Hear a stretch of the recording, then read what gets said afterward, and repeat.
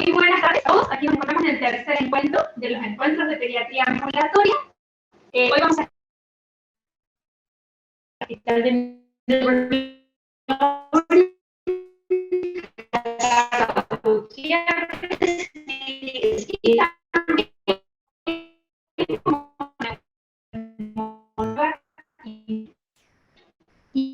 y más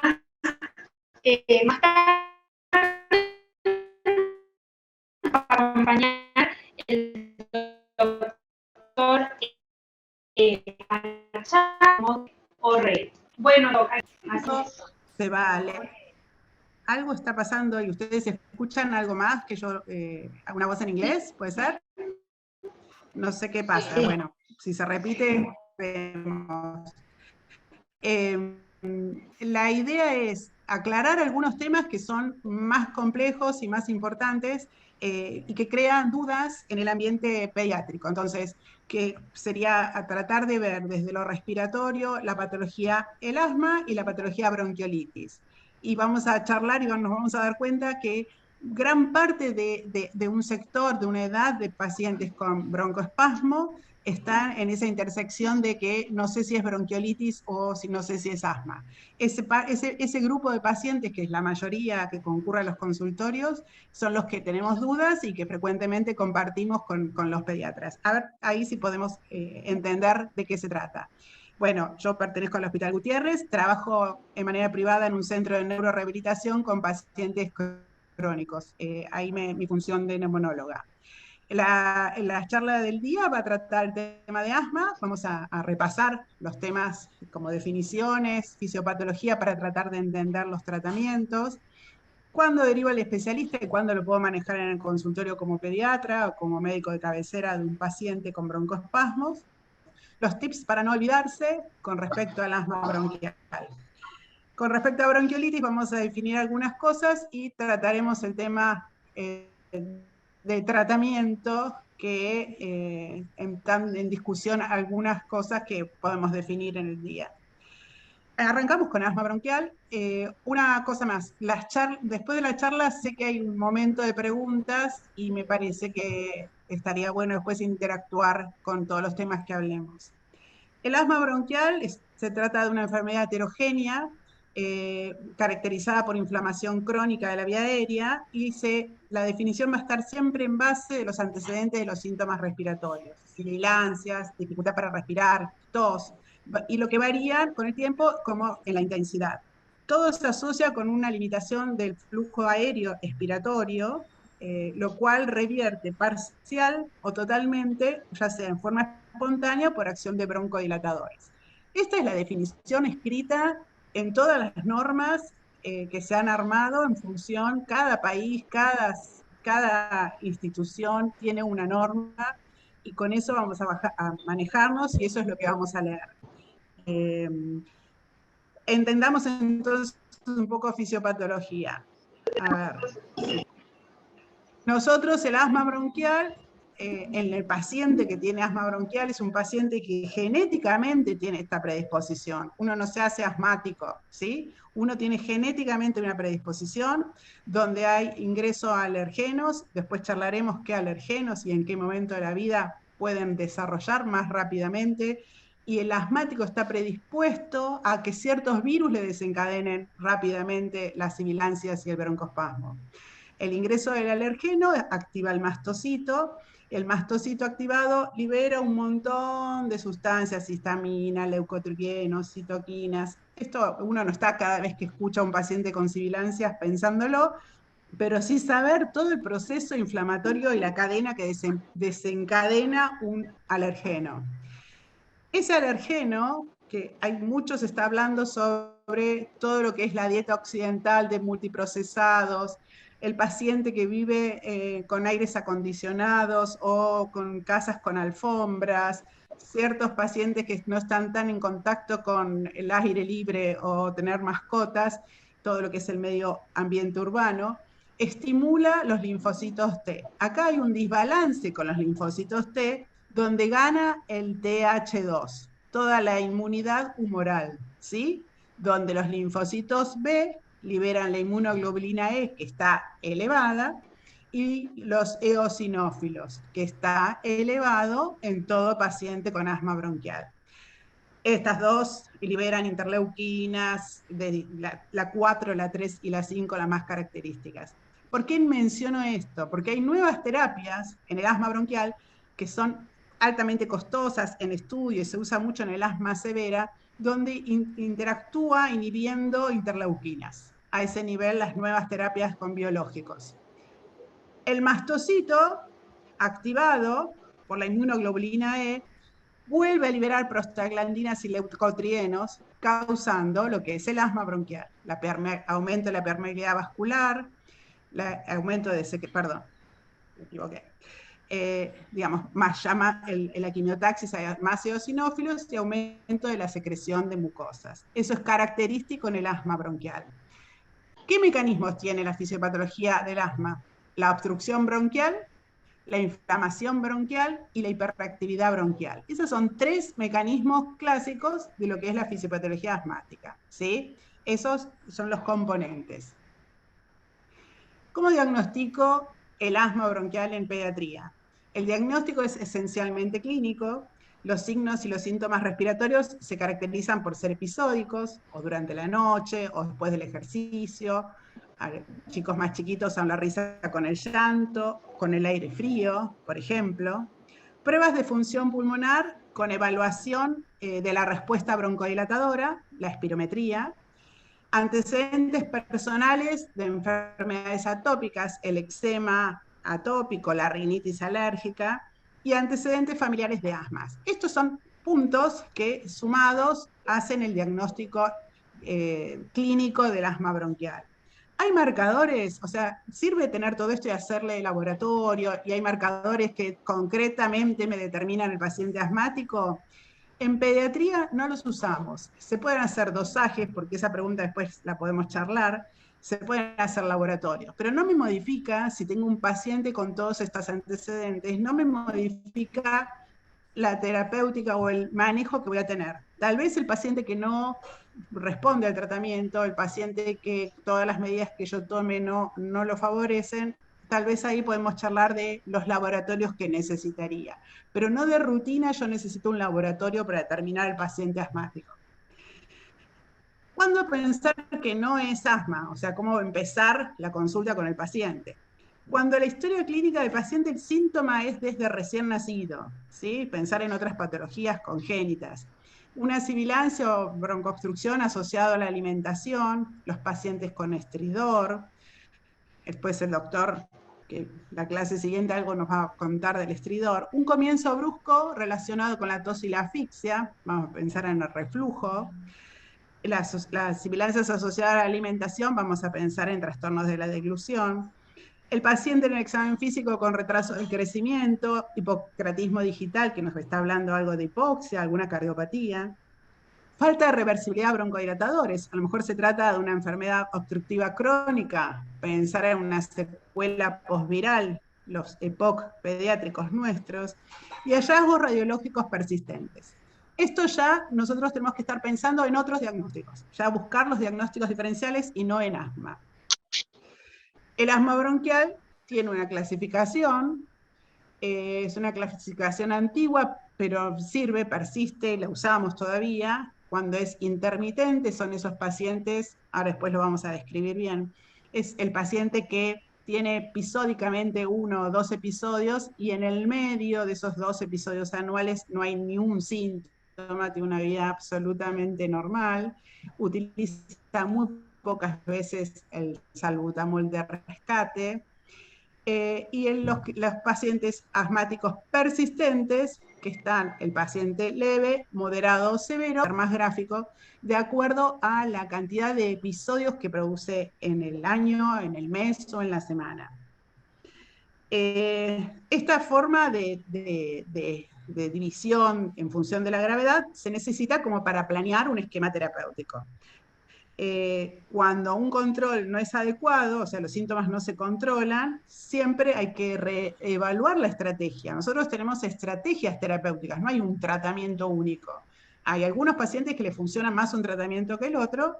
Esa estrategia terapéutica se reevalúa. ¿sí? Ahora lo vamos a charlar, desde ver si tiene bien la aerocámara, desde ver si le sacó la tapita del aerosol, desde ver cómo le puso, si le sacó el chupete cuando se hace el aerosol, hasta ver si le hace el tratamiento. Entonces, antes de pensar que no funciona lo que yo estoy haciendo, reevalúo la estrategia.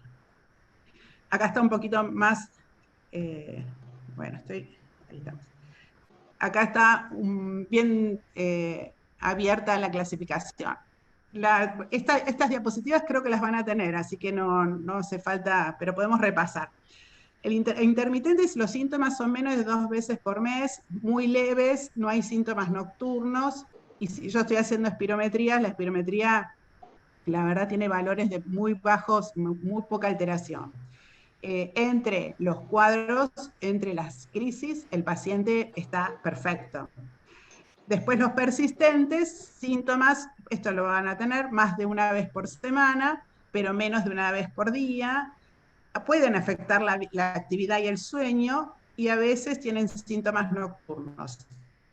Va en aumento el persistente moderado, el que afecta la actividad, tiene síntomas más frecuentes, más de una vez por semana, y el persistente grave, los síntomas son diarios, son los que están permanentemente utilizando salbutamol, las exacerbaciones son frecuentes, hay síntomas nocturnos, limita la actividad y el sueño, y la espirometría tiene gran variabilidad y está afectada.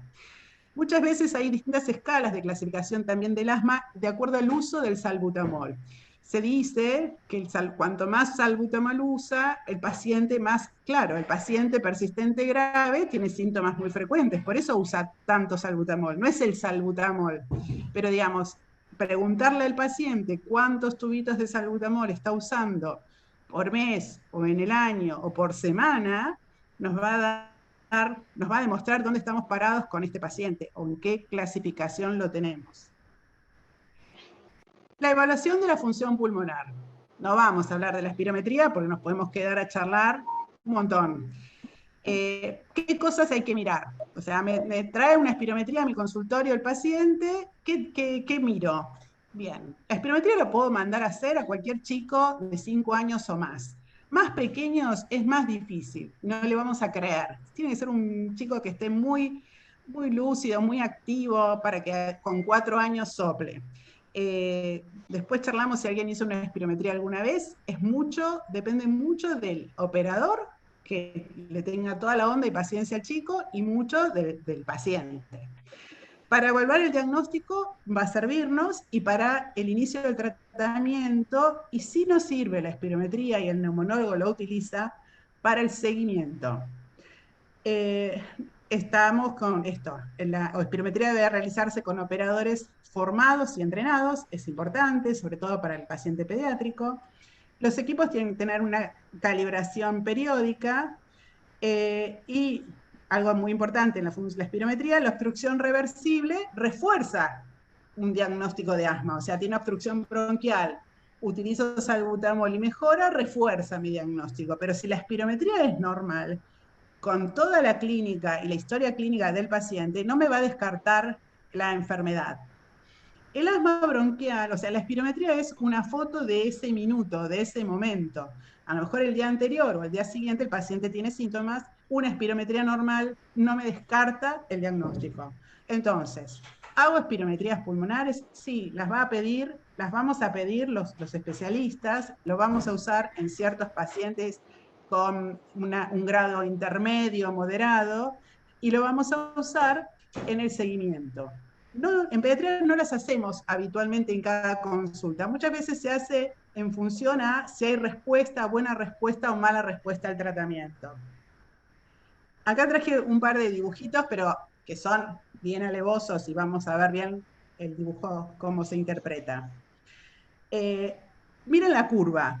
Acá hay una curva que es la que nos trae la espirometría, y acá hay un montón de números. Los valores que nos van a interesar es la FBC, la capacidad, el volumen forzado. El BEF-1 es el volumen en el primer segundo. ¿Qué es esto? Esta es una curva. Disculpa. Sí. Quedó la diapositiva en evaluación pulmonar para que veamos las datas de la espirometría. ¿Qué pasó? ¿No se ve la espirometría? Es la diapositiva. Ahí aparecer. Acá estamos. Bueno. ¿Se escucha? Sí. Sí. Perfecto, sigo. A ver, la espirometría. La espirometría, miren la curva digamos, es el flujo-volumen es esta, ¿sí? Esto es tiempo y esto es en litros la cantidad de aire. Cuando sopla un paciente, en este caso un niño, sopla en un segundo, o sea, en el primer segundo, la cantidad de aire y lo tiene que sostener durante por lo menos 3 o 4 segundos. Nuestros pacientes soplan en general 2 segundos. Con 2 más o menos puede captar un espirómetro. Entonces, sale cantidad de aire y sostiene el flujo de aire que sale de la vía aérea intermedia y más pequeña. Entonces, una espirometría, miren esta, la pre-beta 2, es convexa y cuando le hice beta 2 mejora la cantidad de aire y mejora la curva. Esta es una curva normal. Ya viendo este dibujo, yo digo, este chico tiene respuesta después del broncodilatador, ¿sí? La respuesta del broncodilatador acá es positiva. Cuando el aumento es más del 12% del BEP-1 o más de 200 mililitros del valor basal, es una respuesta positiva. Acá hay un 28% y hay más de 200 mililitros, ¿sí? Entonces, el patrón obstructivo es una curva convexa, hay reversibilidad y el aumento es de más del 12. Esta espirometría habla de respuesta a broncodilatadora. Bien, ¿cuál es el patrón de síntomas? Entonces yo tengo la clínica, una espirometría, y después tengo grupos etarios que también van a ser distintos. El asma en los menores de 5 años. Ahí, digamos, mayores de 6 años o adolescentes, es más sencillo pararnos y definir el asma. En los menores de 5 años se nos juntan la patología viral, se nos junta la hiperreactividad bronquial. En este momento vamos a tratar de definir para dónde vamos con el asma en los menores de 5. Bueno, espérenme. El diagnóstico de asma en menores de 5 años se divide. Hay un grupo que tiene tos, sibilancia, dificultad respiratoria en procesos virales que dura poco tiempo, menos de 10 días, 2 o 3 episodios por año, y entre cada síntoma respiratorio viral de un niño que va al jardín, no hay síntomas. Esos chicos tienen poca probabilidad de definirse como asmático.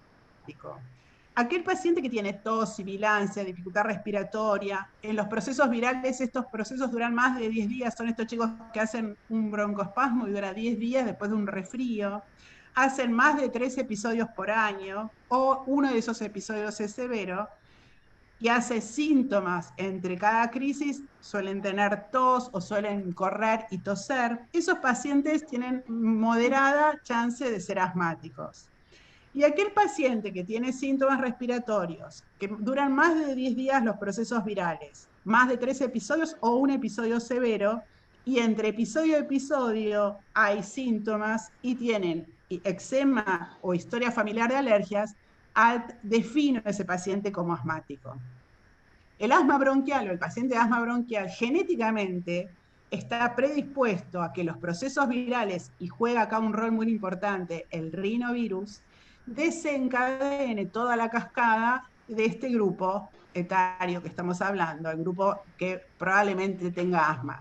Entonces, en los pacientes pequeños que nosotros tengamos de bronquio, siempre se define más de 3 episodios, digamos, va al neumonólogo y empieza tratamiento. Aquel paciente con un solo episodio, con historia familiar, con hermanos asmáticos, papá asmático, eczema, uno ya puede definir, empezar un tratamiento, digamos, inhalatorio, preventivo. Aquel paciente que lo interno con eczema y hace una crisis severa, también tengo que determinar empezar un tratamiento. Entonces, acá es donde estoy hablando de este grupo esta nebulosa que se arma, donde cuando es asmático, ¿no? Y donde tenemos los problemas, que es este grupo etario, los menores de 5 años. Bien, y entonces este conjunto, dijimos, de enfermedad severa, donde la prevalencia en la Argentina es alta, el 16% de la población infantil tiene asma bronquial, ¿cómo nos manejamos? Bien, hablando de tratamiento, vamos a hablar del objetivo, que es de controlar los síntomas, de prevenir las crisis, de evitar todos los efectos adversos de la medicación, porque estamos hablando de antiinflamatorios, y mejorar lo que es la calidad de vida. Vamos a manejarnos con un componente no farmacológico, que es toda la educación, todo el control ambiental, que ahora lo vamos a repasar, y el componente farmacológico, que cada día tenemos alguna cosa nueva para poder trabajar. El tratamiento no farmacológico es importante, la educación de la familia, planificar el seguimiento, todas las pautas por escrito, no sirve de nada. El padre o la madre o el abuelo, cuando hay una crisis, se olvida todo lo que le dijimos. Si no está escrito y claro, no sirve. Tienen que estar las pautas por escrito. Las medidas medioambientales no hay que olvidárselas. Fomentar la lactancia materna, trabajar con el tabaquismo de la familia y una vacunación completa y eficaz para estos pacientes.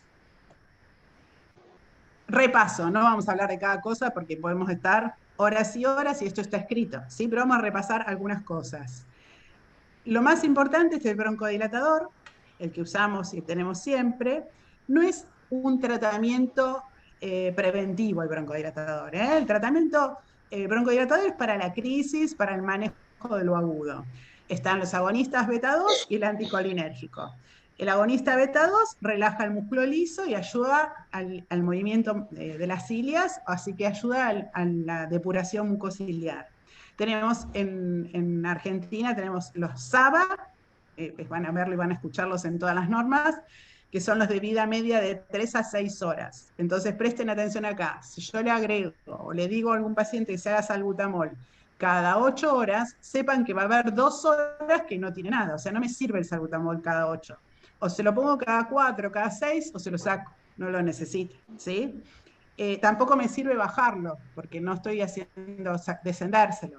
Lo uso, no lo necesita, se lo saco. ¿Sí? Dura esto y desaparece del cuerpo, o sea que no necesito hacer descenso progresivo.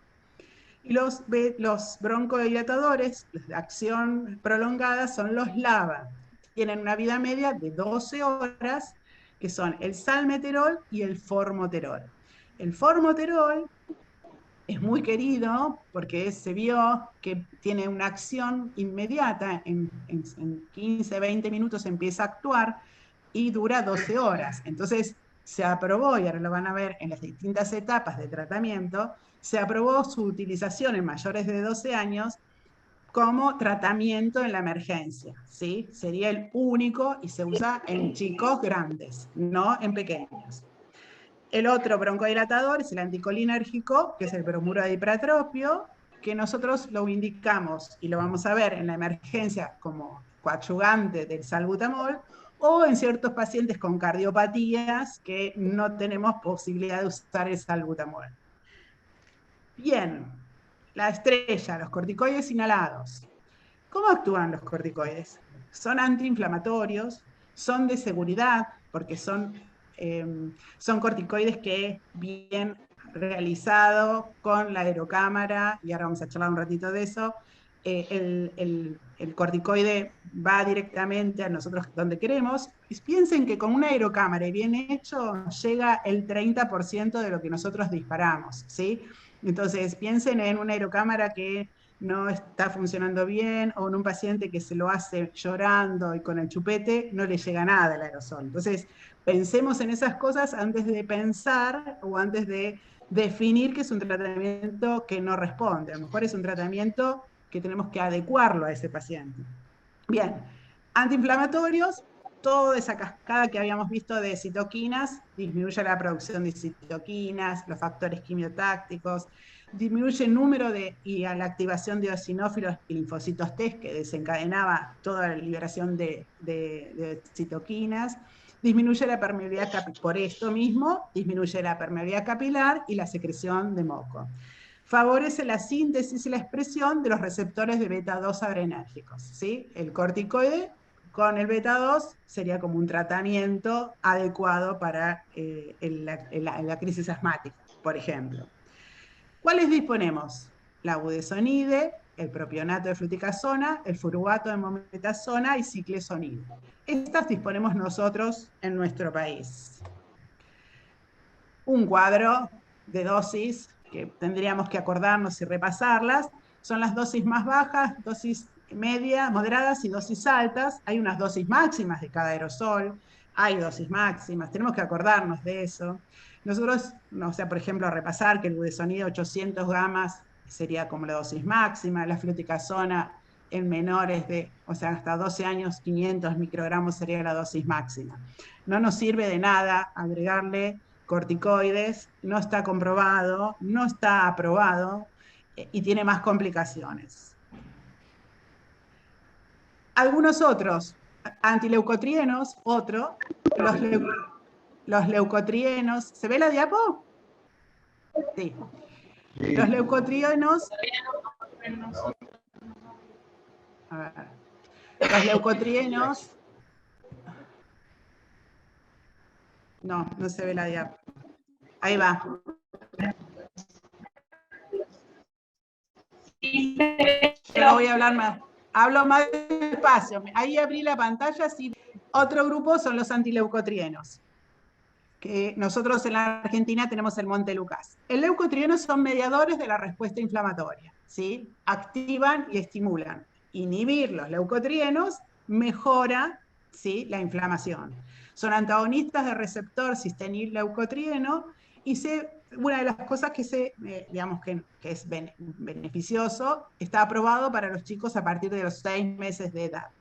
La otra cuestión es no utilizar aerocámara y se utiliza por vía sistémica, por vía oral. Hay en sobres, hay en comprimidos masticables, que son los de 4 y 5 miligramos, y en comprimidos normales, los de 10 miligramos. Las dosis están acá, fácil de recordar.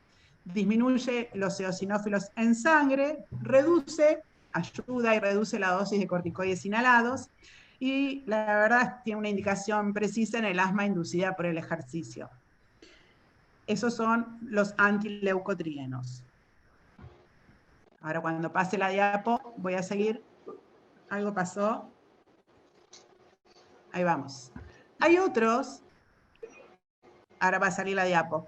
Hay otros que habíamos hablado, anticuerpos monoclonales. Son las nuevas terapias, ahora va a salir la diapo, que se usan en los pacientes con asma grave. ¿Vieron en toda la cascada que habíamos hablado? Hay un anti-IgE, que es el omalizumab, el anti-interleucina 5, que tenemos, estos son los que tenemos por acá, mepolizumab y benzralizumab, y los antirreceptores de la interleuquina L4.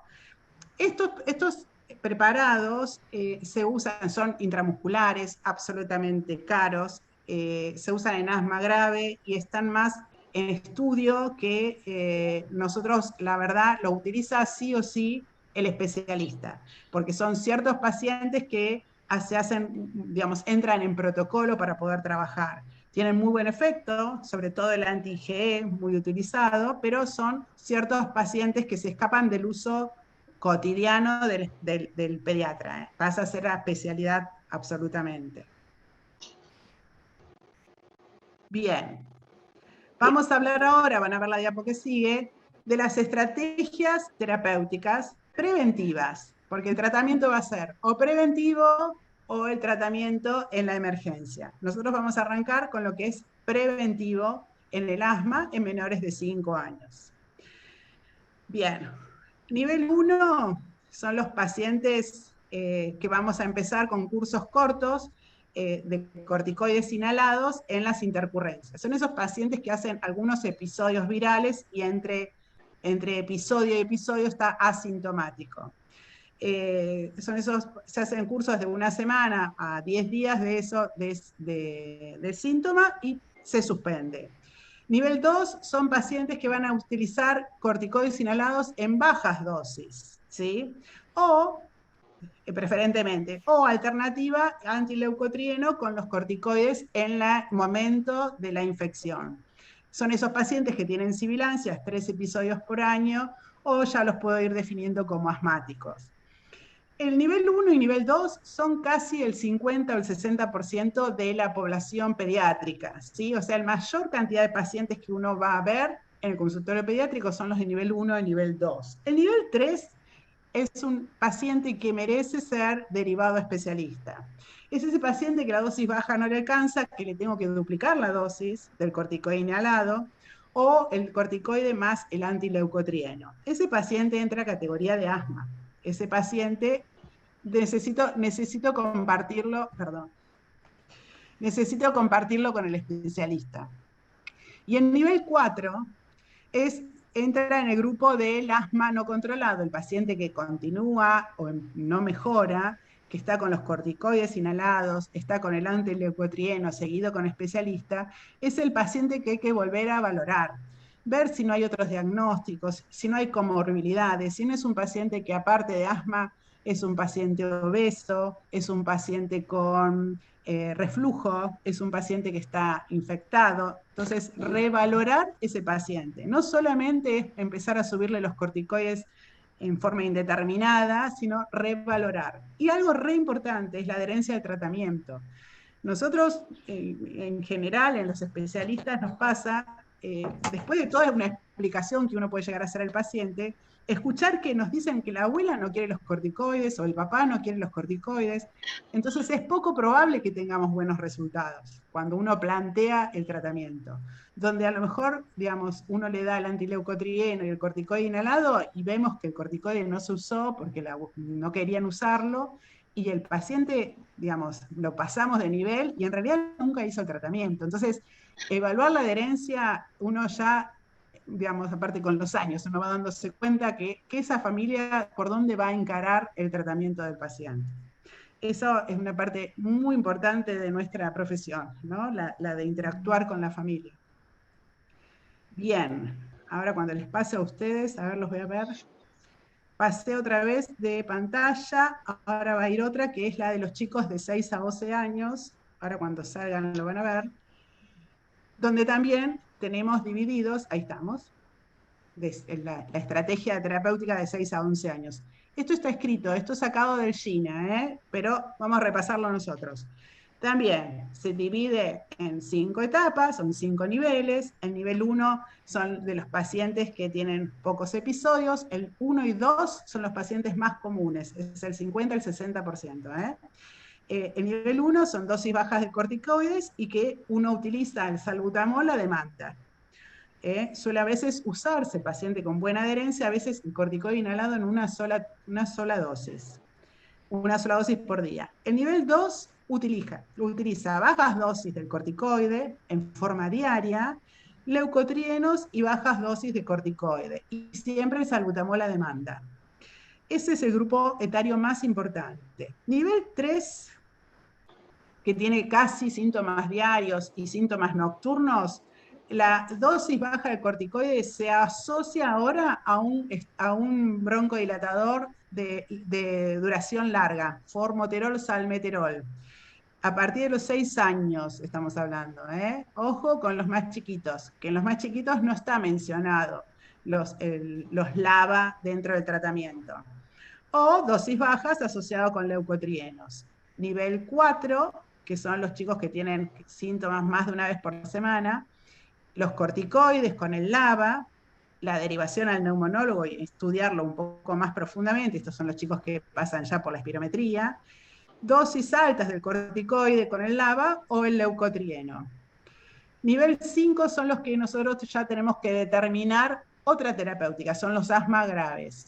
Es el 1% de la población el asma severo. El asma severo existe, se investigó y está, y tiene un 10% de mortalidad. Entonces hay que determinarlos.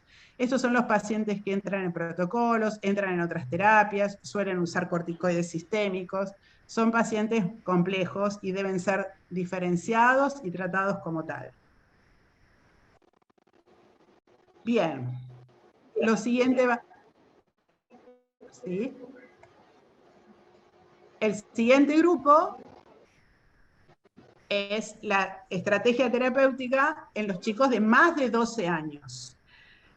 Estos chicos son de 12 años, digamos, son muy parecidos a la terapéutica de los adultos. También hay una división de nivel 1 y 2, que son los que son manejables a nivel consultorio pediátrico, con dosis bajas de corticoides, asociado al formoterol a demanda. ¿Qué es esto? Eso es lo que yo les conté, que está aprobado con el GINA del 2020 y se volvió a aprobar este año también las dosis de LABA, el formoterol, para rescate, ¿sí? Todo esto que estoy mencionando son los chicos grandes, o sea que no está aprobado y no está utilizado en los más chiquitos. Son la combinación de corticoide con el LABA en forma diaria y de rescate. Los nivel 4 y nivel 5 son como los pediátricos, los más chiquititos, son los pacientes que utilizan el LABA, seguidos por el pediatra y el neumonólogo, y algunos ya entran en los distintos seguimientos con las terapias biológicas, que son los asmáticos severos. Bien. Hasta ahí todo lo preventivo. Vamos a charlar un poquito ahora del asma y las exacerbaciones del asma. Un poco, pero en realidad para repasarlo, para después poder interactuar al terminar. Es importante, ya sea trabajando solo en el consultorio, todos no trabajamos solos, todos trabajamos con algún sistema que nos está cubriendo las espaldas, ya sea trabajo en el consultorio y derivo a un hospital o una clínica. Es importante tener sistematizado el manejo de estos pacientes, porque se nos puede escapar y estos pacientes tienen mortalidad, se pueden morir. Entonces, o pueden quedar secuelados, que eso es, digamos, tan grave como, digamos, dejar que se muera un paciente asmático. Existen protocolos, hay que conocerlos, existen scores y hay que conocerlos. No que con el score yo puedo determinar, pero me sirve para tener un mismo diálogo en el equipo. Entonces está bueno, como equipos, poder determinar, digamos, ya sea trabajando en un hospital o en una clínica, ¿cómo me manejo con estos pacientes? ¿Qué scores uso? ¿Qué protocolo tengo? Existen scores. El más usado es el de Wood para asmáticos. La exacerbación asmática, crisis asmática, son episodios característicos porque hay un aumento de síntomas de dificultad respiratoria, tos, sibilancias, la sensación de opresión, suelen tener dolor, con un deterioro con respecto al estado habitual del chico o adolescente, ya sea porque no puede dormir, porque está más pálido, porque está quieto, porque habla entrecortado. Nosotros habíamos visto, esto lo voy a pasar rápido, la fisiopatología del asma, le hicimos una descripción, pero algo que yo quiero que sepan y para poder entender. En la primera fase del paciente encontrándose con el antígeno, es las primeras horas, el mastocito que libera todos sus componentes y hay una respuesta, digamos, de obstrucción, digamos, responde con obstrucción, la respuesta inmediata es de broncodilatación. Es decir, que el inicio de los síntomas lo que nos va a ayudar, sobre todo, es el salbutamol. Cuando ya pasó la segunda fase y pasaron más de 12 horas, solo el broncodilatador no me va a resultar. Entonces, la respuesta broncodilatadora va a ser muy leve, no va a responder. Entonces, pensar que ya pasada la segunda fase, el resultado va a ser mejor utilizando el corticoide. Sobre todo en esos pacientes que uno pretende mejorarlo solamente con el salbutamol. Eso acordárselo. Bien. El asma en las crisis también se divide, leve, moderado y severo. Repasamos. Asma leve son los pacientes que pueden seguirse ambulatoriamente, no están hipóxicos, probablemente tengan buena respuesta y puedan manejarlo con pautas a casa y controles. Todo por escrito. Estos pacientes suelen no requerir oxígeno, tengo que darle las pautas y el manejo, la urgencia, todo por escrito. La crisis asmática moderada, los scores de Wood es entre 4 y 7. Estos pacientes tienen que tener una prioridad de paso, tienen que ir a la posta respiratoria o a un sector de tratamiento en forma inmediata, y se utiliza el salbutamol con aerocámara espaciadora, en una primer serie, nosotros solemos usar la segunda serie con bromuro de hipratropio. Ya utilizar la carga de prednisona y oxígeno si hiciese falta. El corticoide vía oral o el corticoide endovenoso es lo mismo, o sea que si el paciente tolera, se lo voy a dar siempre con vía oral. No lo someto a colocarles ningún acceso venoso, doloroso, que empeore el cuadro. Se revalora el paciente, se puede llegar a hacer una segunda o tercera serie de salbutamol y de acuerdo a la evolución el paciente ingresa a internarse o sigue ambulatoriamente. Todo por escrito el tratamiento a la alta. Aquellas crisis que son severas, el paciente está hipóxico, el paciente tiene prioridad de paso, al paciente se le coloca oxígeno, se le coloca carga de meprednisona, se le coloca salbutamol en series con cámara espaciadora, se valora inmediatamente. Ese paciente tiene que estar en el shock room, ¿sí? Son pacientes que no puedo dejarlo en observación afuera o vengan 3 horas. Ese paciente tiene que ingresar a la urgencia. Y si yo estoy en el domicilio, tengo que derivarlo. Esos son pacientes que suelen entrar en internación o son altamente eficaces en la aplicación de sulfato de magnesio en la emergencia. Esto después, si quieren, se los paso, está todo escrito en las guías. Esto es tal cual en las guías de emergencia que utilizamos en el hospital. Así nos manejamos y que está bueno protocolizarlo para tenerlo como aceitado en todo el equipo.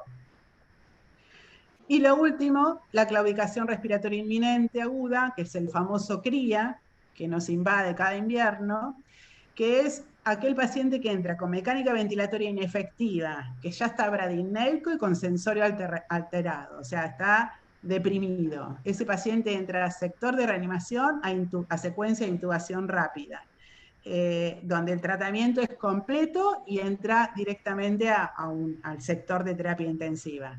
Este es el famoso CRIA, que lo vemos sobre todo en los bronquiolitos nuestros.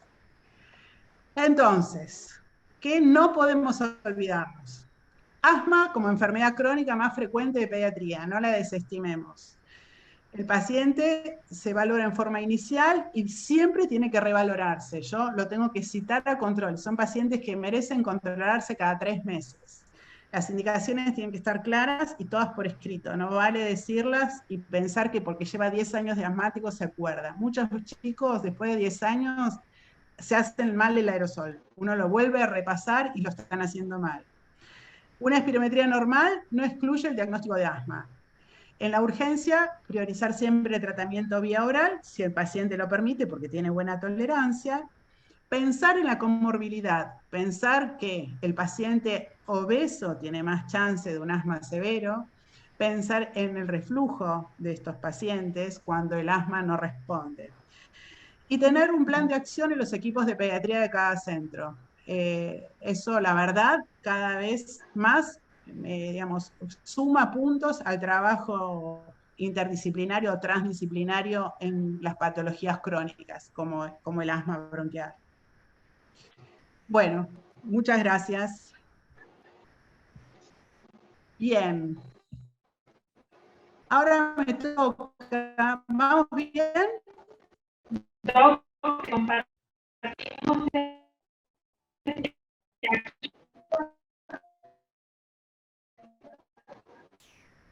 Sí, sí, tenemos 20 minutos para esta charla. ¿Compartís vos? Sí, no hay problema. Dale. Ahora va. Dale, dale.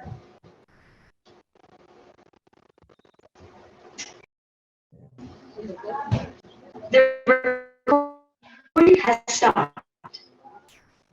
This meeting is being recorded.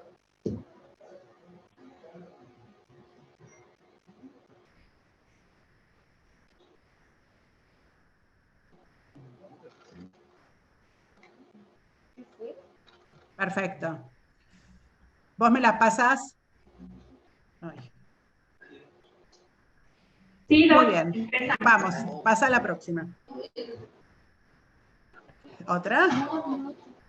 Vamos a hablar bronquiolitis. Vamos a repasar algunas cosas de bronquiolitis, que este año, no sé por allá cómo estuvieron, pero nosotros fue un año terrible. Entre la bronquiolitis, entre la influenza en febrero y el sincicial en octubre. Una cosa medio delirante el asunto. Pero bueno, acá estamos. Bronquiolitis es una enfermedad universal. Eleva a prevalencia del asma bronquial. Se conoce su etiología y no hay un tratamiento farmacológico efectivo ni vacuna, aunque está en estudio la vacuna para el sincicial. Seguime la próxima. Entonces, pasalas, seguí. Un lactante con sibilancias, podemos tener un asma del lactante, una patología estructural como una fibrosis quística, una cardiopatía, un reflujo, o una bronquiolitis enfermedad. Eso tenemos en el contexto del lactante con sibilancias en una guardia en un consultorio. La bronquiolitis es una irreactividad transitoria o, digamos, es un paciente que, digamos, defino por una etiología. El asma del lactante, lo estuvimos charlando un rato en los menores de 5, toda su historial, y la patología estructural, sobre todo, pensémoslo en los pacientes que están con sibilancias desde recién nacidos. Ese es el gráfico que uno tiene que tener en la cabeza ante el paciente lactante con sibilancias. Pásame la otra, Ley.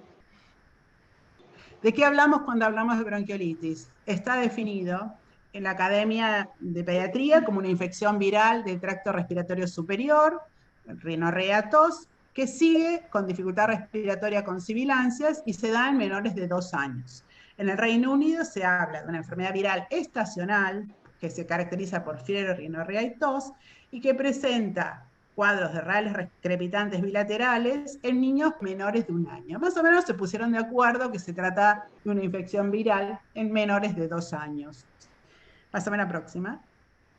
Es una enfermedad aguda de etiología viral que afecta al aparato respiratorio en forma difusa y bilateral y que se manifiesta clínica y funcionalmente con incapacidad ventilatoria obstructiva. Eso es el bronquiolitis. El sincicial respiratorio es la estrella de la patología de la bronquiolitis. El sincicial, sobre todo, afecta en los pacientes más pequeños, entre 3 y 5 años de edad. Acá está el famoso sincicial. Pásame la próxima. El sincicial se determina, y hay que determinar y buscar la etiología de las bronquiolitis por el IFI, inmunofluorescencia indirecta, por aspirado virológico. El paciente, nosotros tenemos un panel virológico, el paciente ahora se hace la PCR para COVID y se busca en el panel virológico el sincicial respiratorio. Pásame la próxima. Hay un trabajo hecho en el 2010 es de suma importancia para nuestro país y la zona sur de América, la incidencia de los pacientes respiratorios en menores de 1 año. El sincicial respiratorio a la cabeza, el metaneumovirus y el rinovirus. Miren la torta, el gráfico en torta. El metaneumovirus en niños más grandes suele ser más en chicos de 2 años, de 1 a 2 años. El sincicial es muy característico en los más chiquititos. Y el rinovirus es una estrella en todo lo que estuvimos charlando, porque se da en chicos más pequeños y en aquellos chicos que tienen genéticamente predisposición al asma, el rinovirus les desencadena toda la cascada de las sibilancias persistentes. Así que es necesario diferenciar y encontrar los virus. ¿Y qué es la otra cosa que pasa? Suelen venir de a 2, el sincicial con el rinovirus, el COVID con el rinovirus, o sea que la verdad hay que buscarlos y saber diferenciarlos. Pásame la próxima. Miren este gráfico, esto es para nuestro país. En enero, marzo y abril el rinovirus, que es las crisis asmáticas que tenemos a comienzo de año. El sincicial, que hace su pico en el invierno, mayo, junio, tenemos las guardias repletas, y el metaneumo nos tocaría ahora. Este año fue todo al revés, pero esta es la secuenciación clásica para América del Sur. Pásame la otra. Factores de riesgos, pásame a la próxima, estamos medio atrasados, pásame a la próxima. Bien, las sibilancias asociadas a infecciones por rinovirus, esto es importante. dijimos que genéticamente hay chicos que están predispuestos y los chicos con rinovirus o rinovirus y sincicial tuvieron más factores o más predisposición a sibilancias en los primeros años de vida. Entonces, ¿es importante? Sí, es importante. Hay que determinar los virus respiratorios, sobre todo en los pacientes que yo voy a internar o que necesito o están peores, para poder determinar o resolver el tratamiento, porque el rinovirus en ciertos chicos va a ser una bronquiolitis que va a responder al salbutamol, porque tiene otro camino, que ahora lo vamos a ver. Pásame la próxima. Las sibilancias asociadas al rino. El rinovirus, chicos con rinovirus tienen antecedentes familiares de asma, son chicos un poquito más grandes, suelen tener eczema y suelen tener eosinofilia IgE alta. Esos pacientes que a lo mejor nunca tuvieron síntomas, pero con un rinovirus hacen síntomas prolongados, tengo la alta sospecha que ese paciente es un asmático. Pásame la próxima. Bien, acá está. Estos son los dos fenotipos de la bronquiolitis. El paciente con sincicial respiratorio, que no hay predisposición a asma. El sincicial se caracteriza porque no responde al beta-2 ni al corticoides. Es la bronquiolitis que le hago Ventolin, salbutamol, no mejora, no mejora, no mejora, porque característicamente el sincicial causa necrosis e inflama y tapa los bronquiolos respiratorios. Entonces, no responden con el salbutamol. Y el rinovirus provoca inflamación, aumenta la eosinofilia, entonces sí responde al corticoide. Entonces, determinar en un bronquiolito qué virus tiene me va a determinar, me va a dejar definir la terapéutica. Pásame la próxima.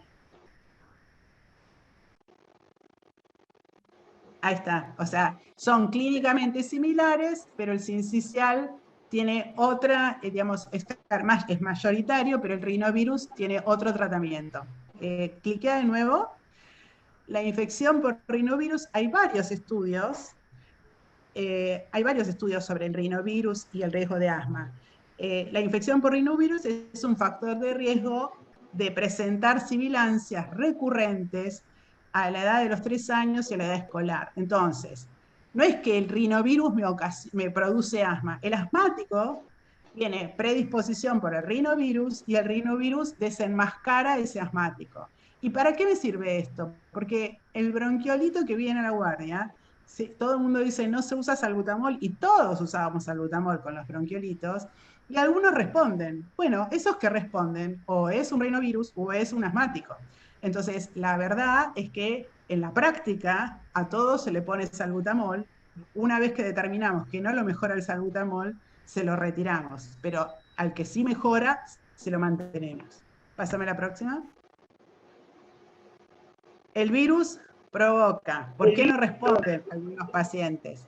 Porque el virus provoca infiltrado, necrosis, tapones y edema. Entonces el salbutamol acá no tiene efecto. Hay obstrucción de los bronquiolos. ¿Cómo mejora el paciente su hipoxemia o los pegotes que tiene? Con el oxígeno, oxigenando, y con la kinesioterapia para tratar de eliminar esas secreciones. Pásame a la próxima.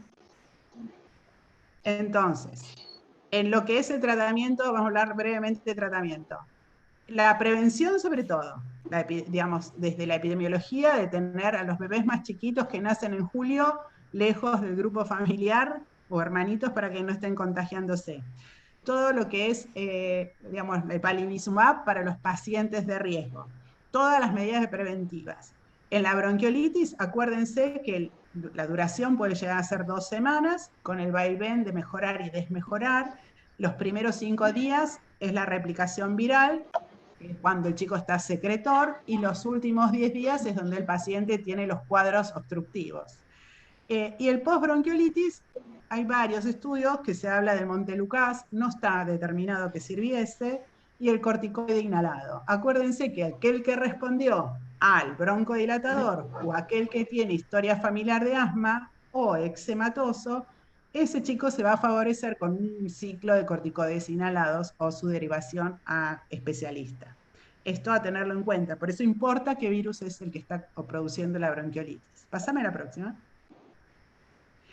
Tratamiento de sostén, oxígeno, hidratación, despejar las fosas nasales, posicionamiento y evitar, obviamente, inhalación pasiva de tabaco. Parece obvio, pero a veces no es muy obvio. Pásame a la próxima. ¿Seguí? ¿Le damos de comer o le ponemos una vía? ¿Se suspende, no se suspende? ¿Sonda? Pasa a la próxima. Bien.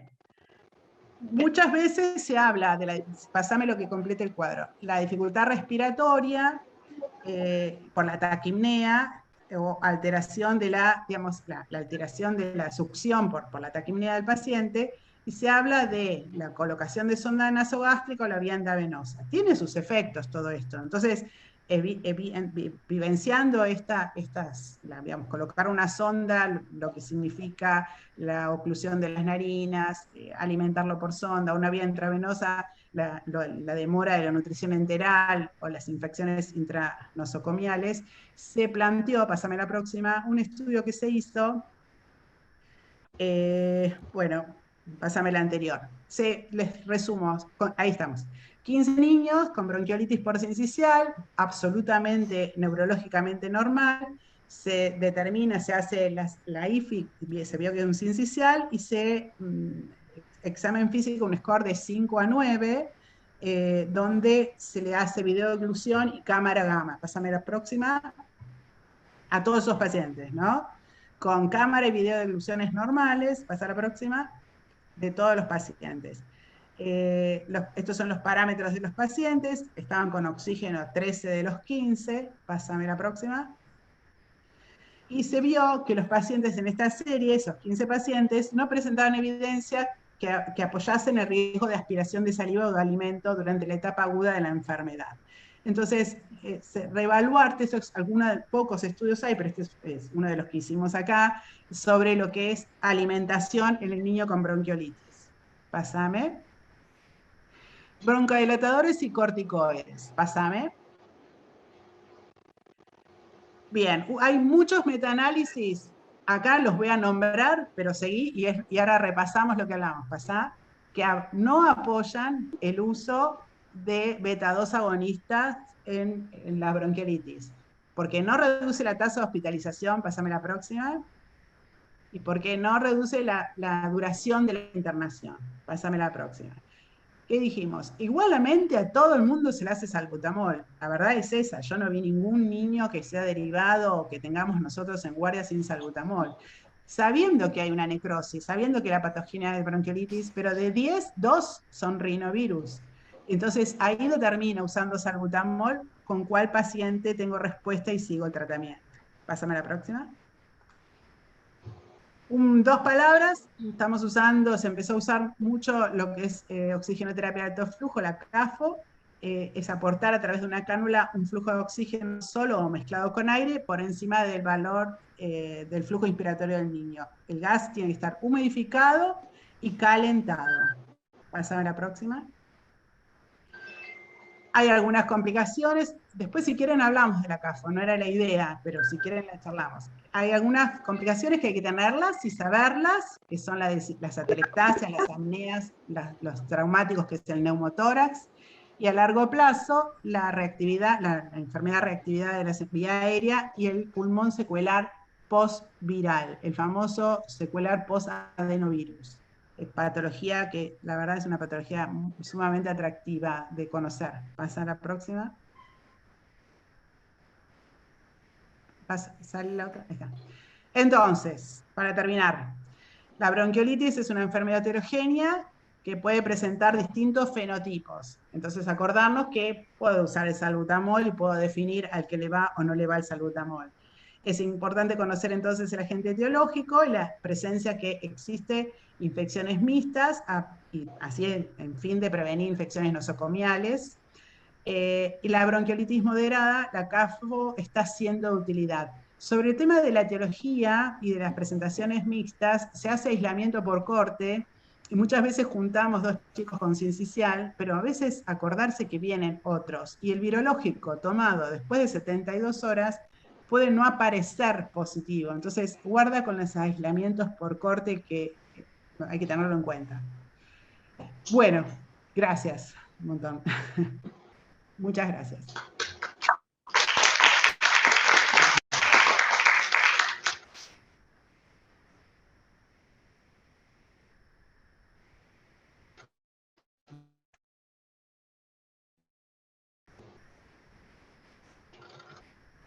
No tengo conflicto de interés, las imágenes compartidas tienen derechos de autor y se declaró que no son de mi propiedad, para que no haya ningún problema y el que sea el dueño de la foto no nos diga nada.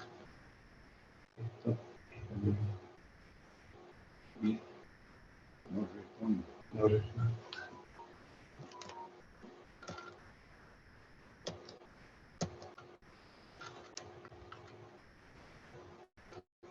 ¿Se les pasó? Bueno, por favor, porque si no vamos a quedar. Habla tranquilo.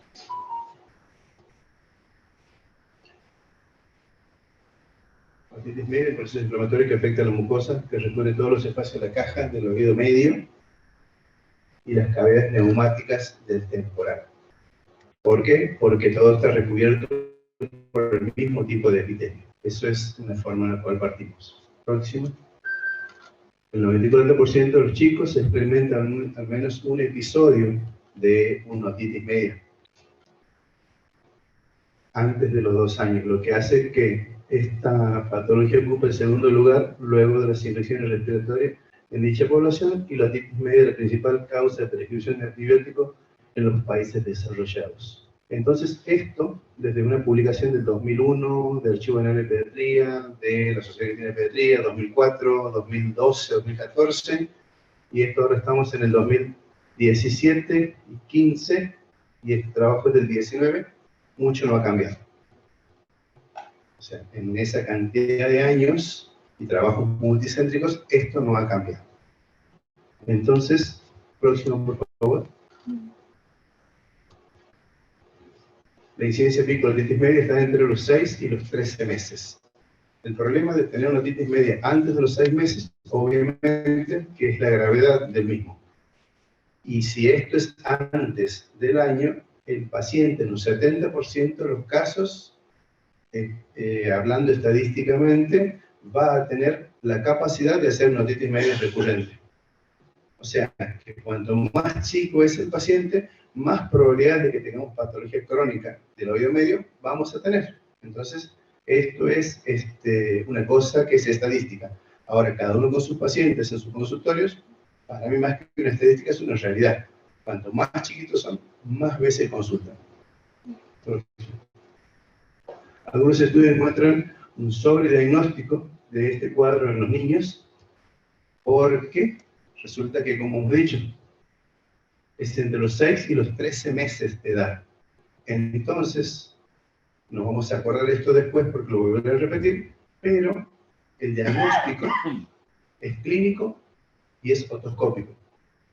Ahora, hacer una otoscopía en un neonato recién nacido, en un niño de 2 meses, cuando a veces está lleno de unto el conducto, o cuando tiene proceso inflamatorio, cuando está febril, o tiene una efusión postvirosis, que es la causa que nos va a llevar a esto, se nos hace difícil el diagnóstico. Entonces, hablar sobre los estudios que hablan sobre el sobrediagnóstico, y se nos hace muy difícil, incluido para toda la gente que escribe esta frase. Las vacunas antineumocóxicas conjugadas disminuyeron la incidencia de la otitis media. Entonces, vamos ahora por la conjugada en 13. Lo que sí, los serotipos que no están contenidos dentro de las vacunas tendieron a aumentar un poquito más. Pero a Dios gracias, esto vino en retroceso, y en la medida que podamos realizar la vacuna y que nuestro calendario siga siendo igual, por lo menos no sé, para mí es uno de los mejores que hay en el Cono Sur, en un montón de condiciones. Entonces, factores de riesgo. Asistencia de guardería, esto hay millones de trabajos, y de hecho hay uno que habla sobre el contacto físico y no contacto físico, que lo publicó Sommerfeld, la doctora Sommerfeld de Gargan, donde compara en pandemia y pre-pandemia, lo que son las consultas y la asistencia. Entonces hace un cruce de datos y estadísticamente significativo, con más del 95%, puede comprobar solamente con esta variante estadística que esto es una verdad.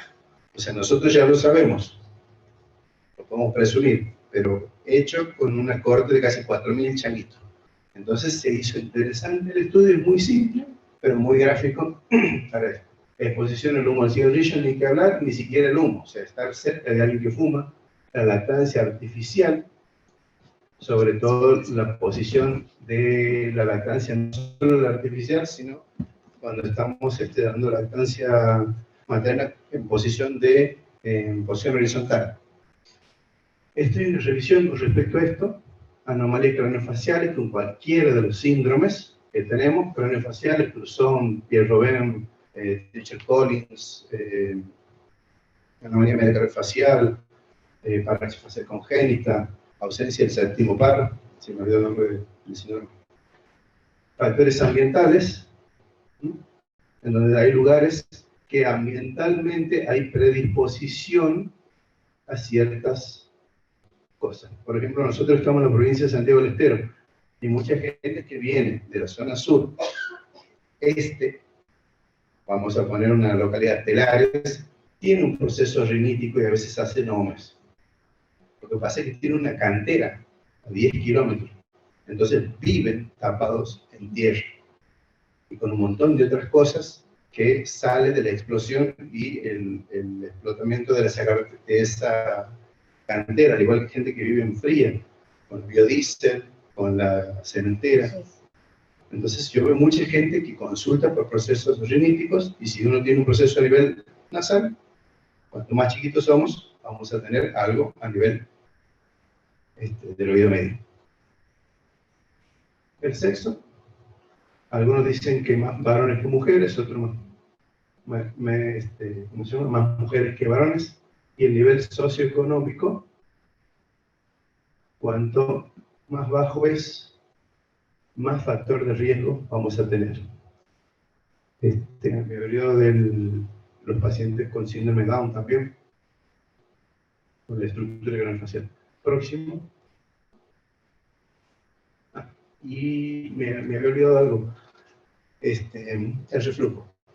El reflujo gastroesofágico no es el único que existe, porque está el faringolaringio. El faringolaringio es un detonante, es un gatillo para que tengamos patología rinosinusal, faringolaringo crónica, traqueobronquítica crónica, patología de oído medio. Entonces, muchas veces se empieza la disputa entre los otorrinos y los gastroenterólogos, en los cuales, ¿por qué tratamos un reflujo y la otitis media o la predisposición de esa otitis secula? Entonces, Storoviski, ya en el 2010, presentó un trabajo con 70 biopsias de oído medio en pacientes con patología crónica, donde encontraron varias enzimas, pero grandes concentraciones de pepsina dentro de la caja del oído medio. Entonces, pasaron muchos años y los gastroenterólogos siguen sin explicar qué hace la pepsina dentro del oído medio. Con pacientes que tienen toda la batería gastroenterológica normal. O sea, pH impedancio, cerebro gastrodenal, endoscopia digestiva alta. Todo completamente normal con una biopsia positiva, que después remite con el tratamiento. Entonces son las cosas en las cuales por ahí uno va a tener, y esos pacientes tienen. Entonces, fisiopatología. En los niños la trompa suele ser más recta y más alta, en cambio en los adultos, esto es un principio en el cual hablamos de gravedad. Próximo, por favor. Fisiopatología. La bomba viral, hablamos del 70 al 90%, vía superior, hay la obstrucción de la trompa de Eustaquio, presión negativa en el oído medio, derrame en el oído, hay colonización de la bacteria, otitis media purulenta. Aquí abajo recomiendo a algunos de los autores de los cuales uno ha ido armando estas estructuras porque todas más o menos se parecen. Muy bien. Dentro de esta estructura fisiopatológica está la OMA, la OMA post-OMA, la otopatía adhesiva y las otitis media crónica simple y crónica colesteatomatosa. Todo esto comenzó aquí, en el catarro de la vía superior. Va a depender dónde yo lo pueda mirar, dónde yo haga el diagnóstico y cómo yo maneje esa otitis, ese paciente va a progresar en el tiempo. Otopatía adhesiva existe y un montón. Bueno, vamos de clasificación. Otitis media aguda. Esto toca la próxima. Bien.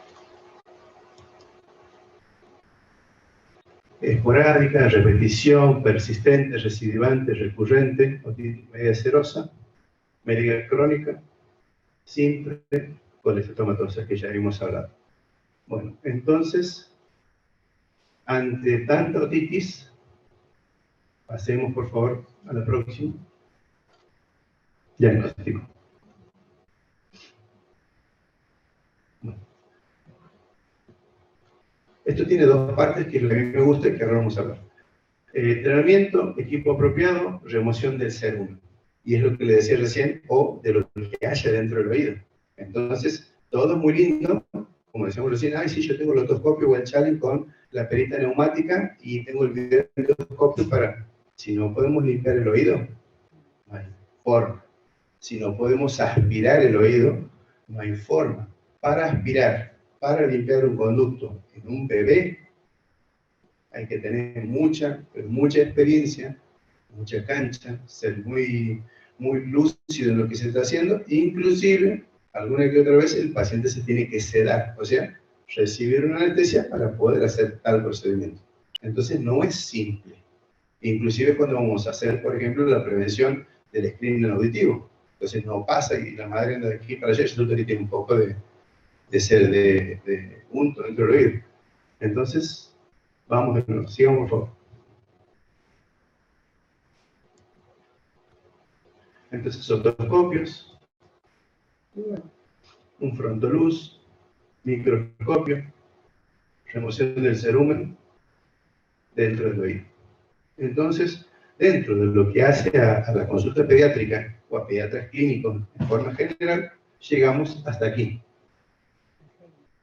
Hasta el Heine o hasta el challenge. Porque luz frontal no estamos acostumbrados a usarla. Microscopio, para hacer otomicroscopía tampoco tenemos. Y el manejo del cerumen dentro del oído tiene toda una forma y una curva de aprendizaje. Que parece algo que es simple, que lo hace mucha gente, pero que cuando no está, hay muchos problemas en el conducto auditivo externo y la posibilidad del traumatismo de la membrana timpánica y de las estructuras que están dentro de la caja. Próximo, por favor. Próximo. Membrana timpánica. La vamos a ver. Tenemos el ático, la apófisis corta, el mango martillo, el humbo, el triángulo luminoso, la ventana redonda, la zona de articulación, el yunque y el estribo. Entonces, si vamos a ver un dibujito, uno más o menos en lo que va viendo, está la estructura. Y esto que está aquí atrás y abajo es la trompa de Eustaquio dentro de la caja del oído medio. Entonces, este es un oído derecho, porque el martillo mira de esta manera. Siempre que ponemos la mano así, vamos a saber si el oído es derecho o izquierdo, no importa qué imagen tengamos o que nos quieran preguntar o consultar. Próximo, por favor. Este es otro dibujito con la luz, un oído derecho. Lo dividimos en 4 cuadrantes. Otitis aguda, infección del oído medio con inicio agudo de síntomas y signos. Ahora entramos en ya lo que es la propiamente dicho, la otitis media. Próximo. Entonces, esto ya lo habíamos hablado hace rato.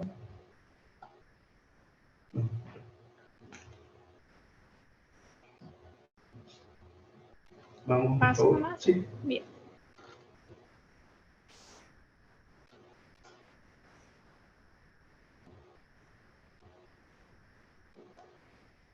Bueno, entonces, una vez que hay una colonización o las bacterias está el proceso inflamatorio. tenemos la vasodilatación, la premura vascular, la mucosa hiperémica y edematosa, la producción de moco. Estos son los como seguir viendo las diferentes etapas de la otitis. Y es lo que por ahí cuando hacemos una otoscopía podemos llegar a definir o presumir qué es lo que nos está pasando. Después viene el moco, que cuando hay moco y el chico es más grande, el síntoma sería la hipoacusia porque hay una cosa. Polimorfonucleares, pus y todo el proceso. Vamos por favor al próximo.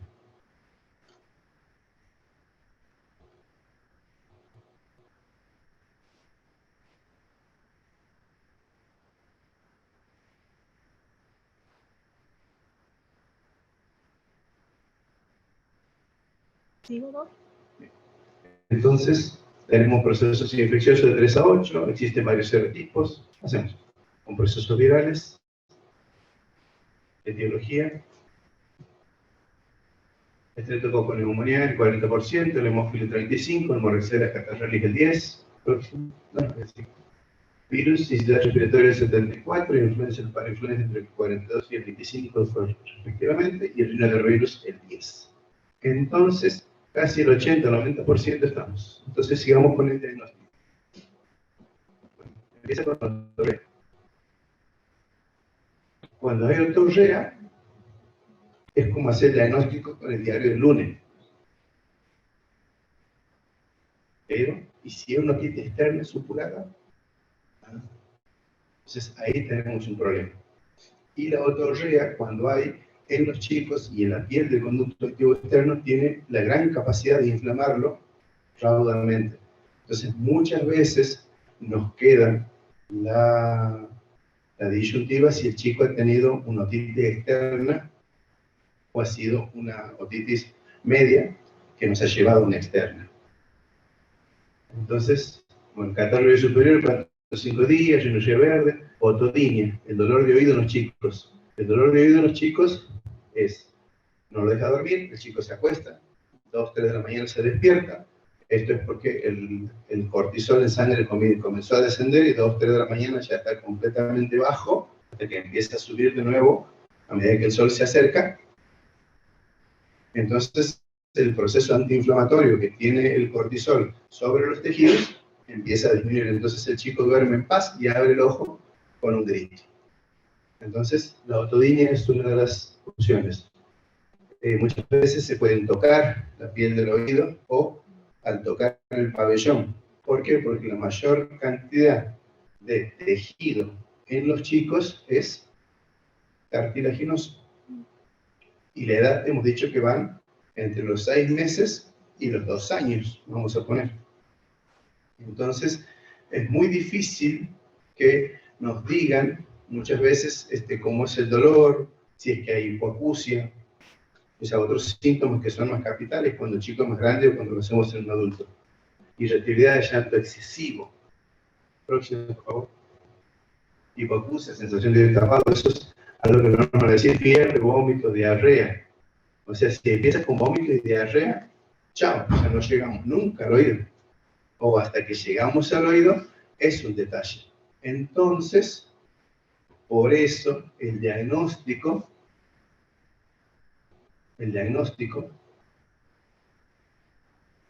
de la Asociación Americana de Pediatría, al menos 3 de estos criterios.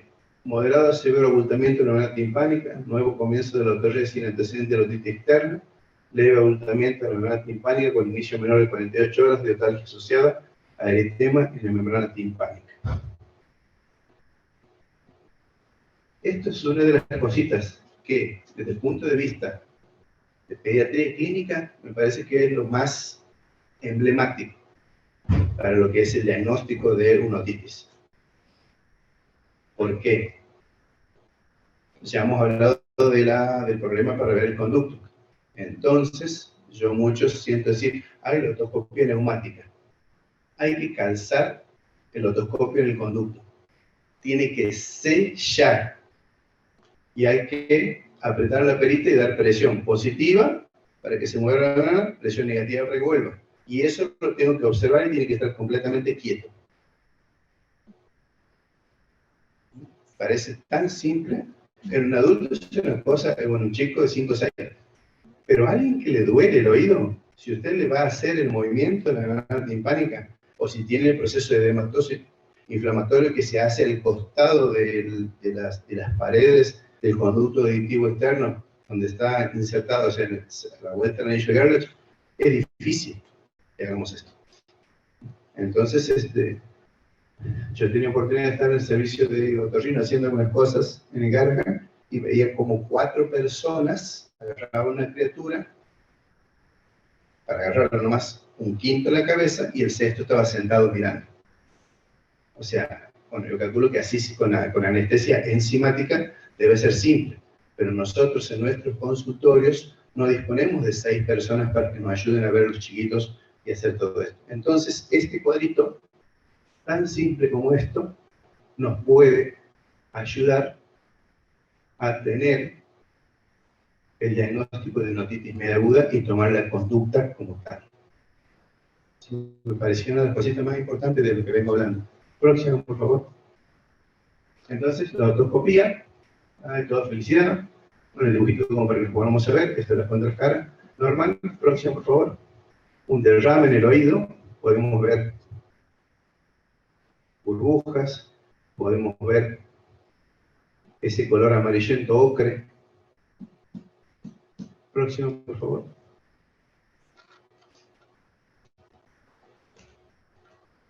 Entonces, la fase de hiperemia. ¿Se acuerdan que hemos hablado que había vasodilatación? El engrosamiento por el proceso. Próximo. Muchas veces se aperla o se escarcha. Próximo. Próximo. Vamos a tener a veces un nivel líquido. El abombamiento de la... Bueno. No. Bueno. Entonces, todo esto, con que yo lo pueda ver, el diagnóstico está hecho. Aquí es donde tenemos un problema, porque aquí puedo tener una OME, una otitis media de difusión, en un paciente febril. Ergo, ya lo sabemos, los oídos o las cavidades no se revisan con los pacientes con fiebre, porque vamos a llegar al diagnóstico que más nos guste o que mejor lo podamos encontrar. Entonces, no va ese detalle. Entonces, la fase hiperémica es un detalle. Porque hasta aquí parece un oído normal. O es un oído normal con un proceso inflamatorio, con una otitis externa de pileta, por ejemplo. Ese parecería la imagen. Entonces, sigamos, por favor. Vamos a tener, bueno, el escarchado podemos llegar a encontrar un paciente con una otorrea y que miramos si tiene una microperforación. Entonces, como hay una microperforación, el paciente dejó de tener dolor y a veces el oído llega con toda esta otorrea ya seca, con todo el proceso de descomposición dentro del conducto auditivo externo. Todo esto, como han visto, si lo podemos ver, aunque sea un segundo, es suficiente para el diagnóstico. Otitis media aguda, meningitis bullosa, puede ser producido por una clamidia, por sí. Entonces el tratamiento es médico, porque no está comprobado que usar acetilclarito no va a cambiar el diagnóstico. Otitis media aguda supurada. Tenemos una perforación con esto. Entonces, próximo. Entonces, la otitis media aguda. Muy bien. Esto da un dolor, como el del dolor de la muela, más, y dependiendo cuán sensible sea el niño. Entonces, ¿qué vamos a hablar de tratamiento? Bien. Si nosotros podemos ver esto, o, por ejemplo, el paciente no ha recibido ningún tratamiento y lo trae a la consulta porque le dice, sí, la semana pasada le dolía el oído, pero bueno, yo le he dado ibuprofeno toda la semana y una gotita de corticoide y pero bueno, los traigo para que lo vean, me los mire, como dicen los pacientes, y le miramos al niño y le encontramos esto. Entonces, esto es una OMA en resolución, la cual va a terminar el proceso, y algunos dicen que sí, otros dicen que no. Yo soy de los que sí hay que tratar para que esto no se convierta en una recidiva de esa OMA. Entonces, por ahí viene el control y encontramos esto. Por ahí dicen que hasta un 70% de los procesos óticos, inflamatorios e infecciosos se resuelven sin mediar tratamiento. Y esto muchas veces lo vemos cuando vemos y hacemos la consulta del niño. Por ahí lo traen, por ejemplo, que bueno, ustedes lo ven mucho, que es para el control del niño sano o para el ingreso escolar. Entonces, al hacer la otoscopía, encontramos una placa de meningoesclerosis. Entonces empezamos a ver qué ha pasado aquí. Esto fue un proceso inflamatorio de novela que dejó su marca dentro del oído medio. Y ha tenido una supuración, dolor, molestia. La mamá ni se acuerda con tantos dolores, molestias, cosas que ha hecho el chico cuántas noches de su vida. Imposible que lo identifique por el papá. Entonces, listo. Ese paciente ha tenido procesos. De hecho, siempre que lo pregunto, el paciente dice, en mi vida me dolió el oído. Bueno, será que no lo recuerdo. Próximo, por favor. Tratamiento.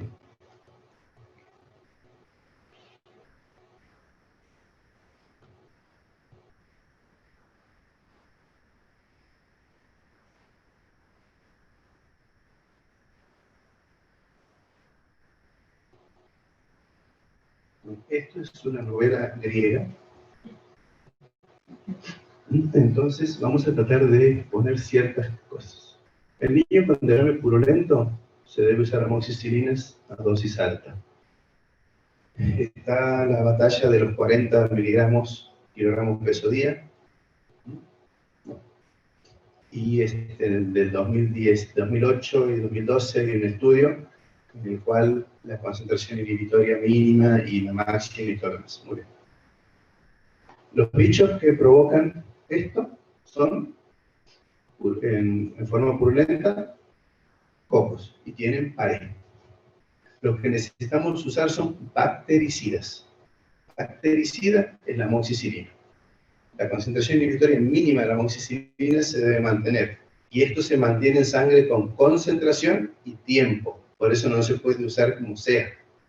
O sea, sí, una vez al día, mediodía, son cada 8 horas, cada 12 horas, dependiendo la forma en la cual la amoxicilina venga.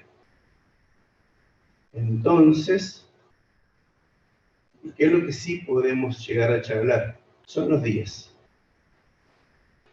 Entonces, si el chico tiene menos de un año, el tratamiento puede llegar hasta los 10 días con amoxicilina. Si el chico tiene más de 2 años, en ese corte, podemos hacer esquemas de 5 días. Y eso es lo que me pareció interesante de todas las publicaciones que lo he visto. Ahora, ¿cuál es la realidad? 7 días, para mí por lo menos. Si no son 10. O sea, no voy a mentir y voy a decir cosas que no hago. O sea, son las formas y son muchos años. Los tratamientos cortos, por lo menos mis pacientes nunca anduvieron. Es una recurrencia. Entonces, si el niño luego de 3 días de tratamiento no hay respuesta a la amoxicilina, empezamos con asociación de amoxicilina con ácido clavulónico. Si hay respuesta a la amoxicilina, la alternativa puede ser cefuroxima, que lamentablemente no la tenemos, es muy difícil de conseguir, figura en nuestro Cademecum. Si ustedes entran, no está dado de baja nada, pero no las consigues en las farmacias. Es muy difícil. Y la ceftriaxona, la noble ceftriaxona, una dosis diaria por 3 días, algunos usan esquema de 4, algunos hasta de 5 días. ¿Cuál es el detalle de la ceftriaxona? Que se hace intramuscular. Y he visto, durante estos años, ya llevo casi 20, muchos pacientes con complicaciones por el inyectable. Muchas complicaciones. O sea, el precio es alto, ¿no? Si se complica. Entonces, ¿por qué no una vía oral como la cefuroxima? Entonces tendríamos que ver hasta dónde uno puede ver.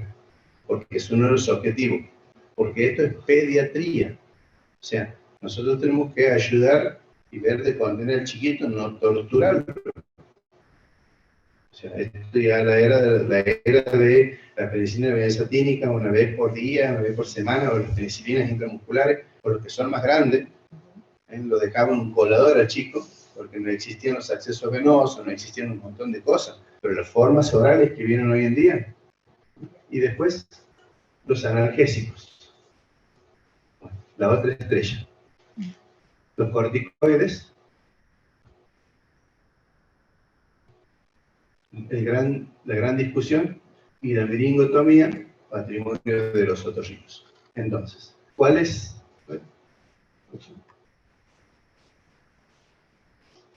El analgésico. El analgésico tiene un detalle. Es, en realidad, las primeras 48, 72 horas deberíamos tratar a los pacientes con otitis con un buen esquema analgésico. Podemos combinarlo con un antiálgico, pero con un buen esquema analgésico. El asunto es que cuando uno mira, y si yo les preguntaría a los que están presentes, ¿quién usa un poquito de corticoide para que el proceso de dolor esté? Bueno, yo lo uso. Esquemita cortito, 48, 72 horas. Hay como 40 trabajos en los cuales está proscrito. Y con índices de confiabilidad altos. Pero, bueno, somos médicos, cada uno va haciendo en su vida su camino y tratamos de hacer nuestras prácticas de acuerdo a lo que la medicina basada en la evidencia nos va mostrando y lo que la ciencia y la investigación nos van llevando. Entonces, es muy alto, en los cuales no es significativo, no nos dicen que no.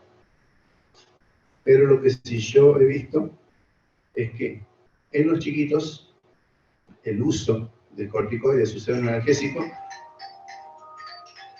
completamente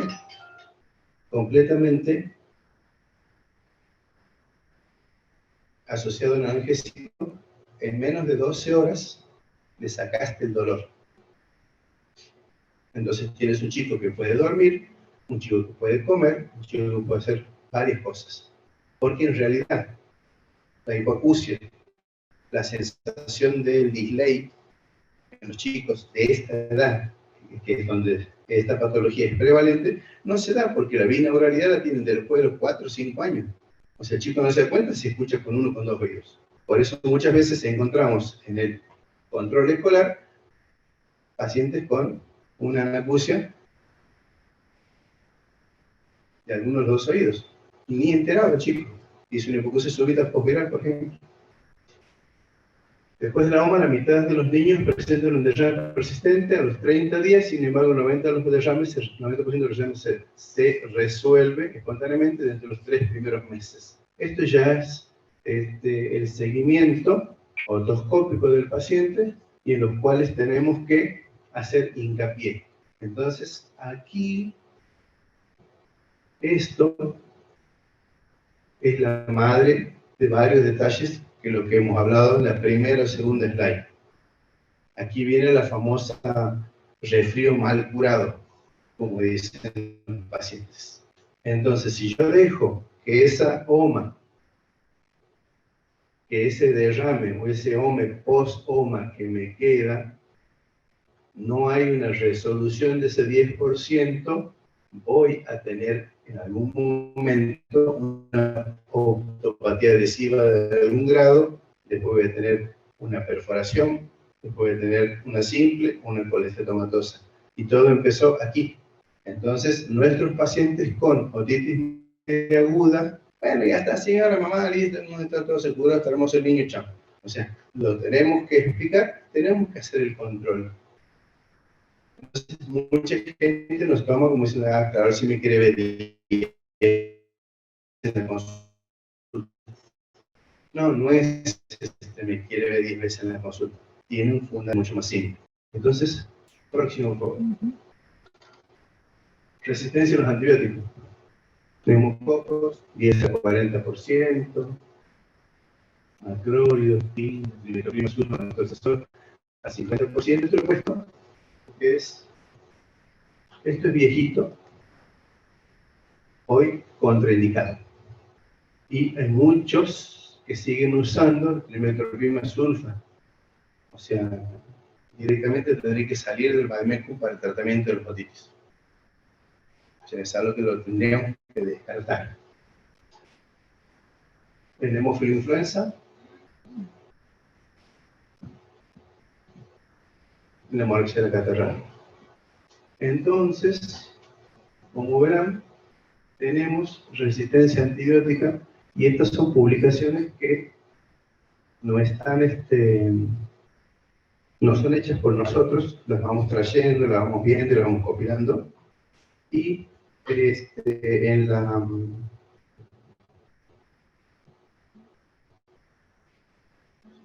vigilancia, en la cartilla de vigilancia del Ministerio de Salud Pública de la Nación está el manejo de la otitis media aguda. Entonces ellos lo tienen directamente al esquema de amoxi 90, a 90 miligramos kilo peso día, analgésicos, y si tiene o no asociado a algún otro evento, pueden ser spray nasales, que ya lo vamos a hablar. Próximo, por favor. O más recurrente. 3 o más episodios de homa en 6 meses previo.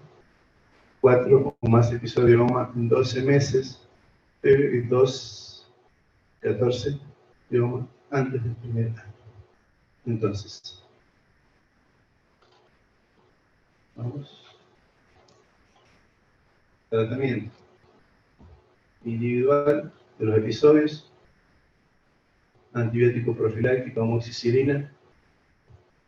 No existe, en algún lado está.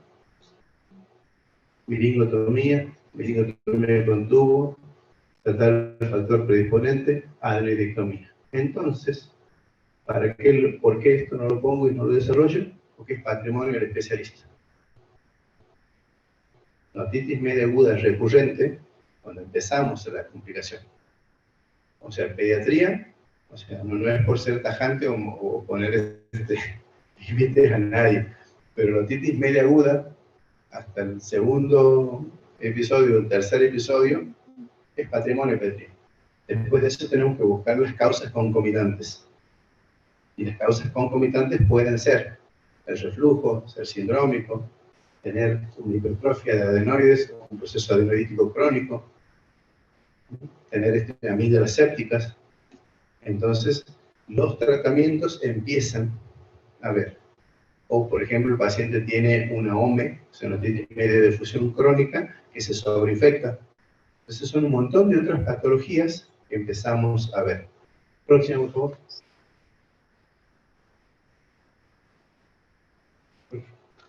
Entonces, cirugía y IOMA, tubo de ventilación timpánico con una sinectomía, puede ser la paracentesis, la colocación de los tubos en T, o un tubo de ventilación tipo Shepard o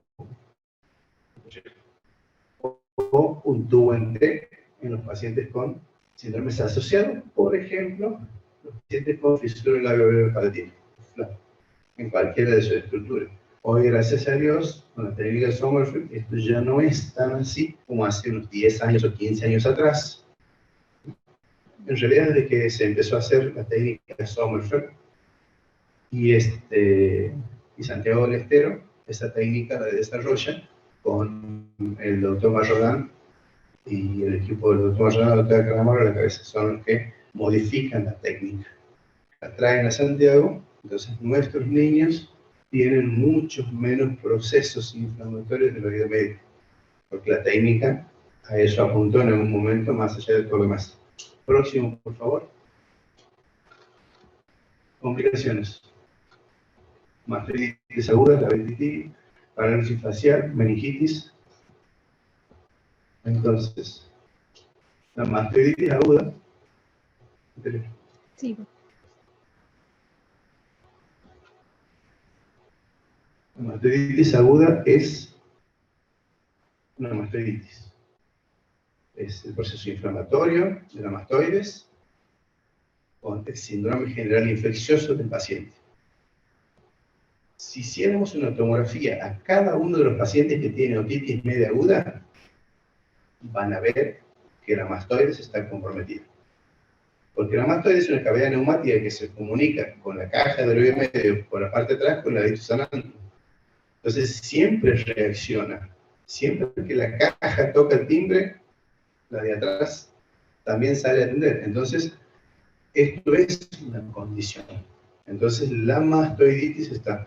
Porque muchas veces he visto, por alguna mala evolución, hacer una tomografía y empezar con el diagnóstico de mastoiditis. La mastoiditis es una enfermedad inflamatoria, infecciosa, profunda, porque ya tiene compromiso óseo y va a hacer todo lo que tiene que hacer, inclusive llevárselo al paciente. Entonces, no es de manejo general, es del especialista, al igual que la labirintititis. Hiper difícil de verlo en los niños. La parálisis facial, la causa de parálisis facial también, y el proceso meningitis es de los que están, a Dios gracias, con la guerra de los antibióticos ya prácticamente no existen, pero sí se ven. Es lo que podemos ver desde el punto de vista pediátrico, porque lo podemos manejar clínicamente. Se puede ver un niño con un proceso meningitis, con un proceso labiríntico no, con un proceso mastoidítico en evolución, cuando ya está en la fase final de la mastoide, con toda su expresión, sí lo vamos a ver. Así con próximo, por favor.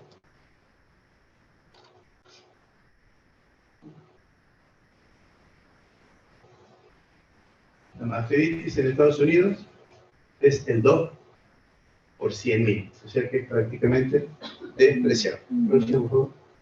Pero el problema es a quién le toca. Con la efusión, hipoacusia, atofonía, púfilo, sensación de agua, no hay dolor ni fiebre, y esta es la imagen que le quería hablar. Entonces, muchas veces tenemos esto en un niño más grande, de 5, 6, 7 años, y pensamos que está en un proceso inicial de una otitis media aguda. Próximo, por favor. O tenemos un oído ocre. Entonces, si uno recuerda la frase en el proceso de vasodilatación, no es lo mismo. Otra cosa más, clínicamente no hay fiebre, no hay dolor y no hay otra cosa, solamente es la sensación de oído tapado. Entonces, hay que ser tajante y mostrar la diferencia entre una y la otra, porque hemos visto que muchos pacientes que están con una infusión de oído reciben tratamiento para una otitis media aguda. Y el tratamiento para una infusión de oído es un tubo de ventilación transtimpánico. Eso sería tajante. Yo en mi caso hago tratamiento médico. Hay otorrinos pediátricos que hacen tratamiento médico, como Rosenfeld, por ejemplo, en Estados Unidos. Y me gusta más su línea porque si me fracasa el tratamiento médico, puedo hacer el tratamiento quirúrgico, porque no es inocuo colocar un tubo de ventilación. Próximo, por favor.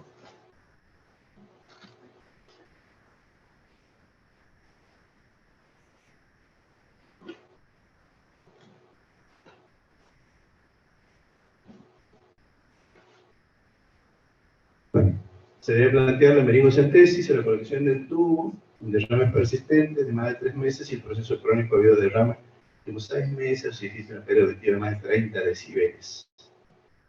Entonces,